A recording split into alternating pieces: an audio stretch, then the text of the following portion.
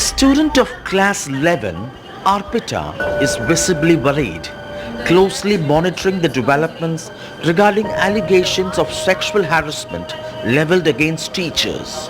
Recently, several students from a top school in Chennai turned the spotlight on an alleged sexual predator, a 59-year-old male teacher who was arrested under the Protection of Children from Sexual Offences Act, POCSO, following a massive social media uproar.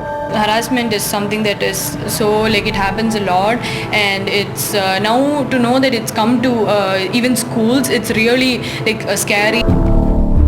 In Ramanathapuram, nearly 550 kilometers from Chennai, police arrested another school teacher for alleged sexual harassment of a class 9 girl after phone conversations went viral. The accused was heard asking the child for sexual favors. In the backdrop of these cases, schools have begun tightening their systems. Not even about whether the safety has been breached. If there is some kind of the child not feeling safe, we address it at that level. So no child should have this, a thought in their mind that they could be, sent out, or they could be actually victimized. Senior students Kundavai Rani and Theodore welcome these steps. Experts say it might be the beginning of a new culture of openness, which is absolutely essential. Because now that it's happened and the word is out, everybody knows what will happen, and if it happens, they can complain about it and steps can be taken. Classes are being recorded, principal is calling us and asking any problems are there.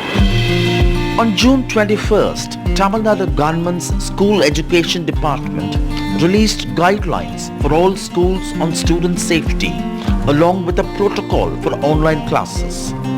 This included formation of a Student Safeguarding Advisory Committee, state-level central complaints center with a hotline number and an email address, recording and review of online classes, and orientation programs on POCSO Act. The recent spike in online sexual exploitation and abuse of children owing to increased screen time and online coaching has raised concerns, underscoring the need for deterrence to protect children.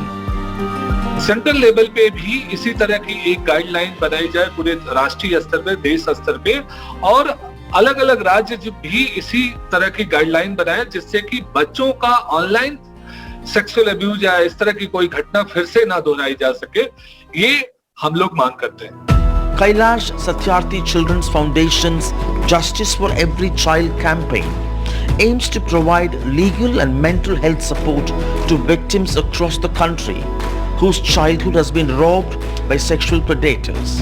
Extend a helping hand and join the campaign to ensure child victims of rape and sexual abuse receive the much needed support as they fight for justice.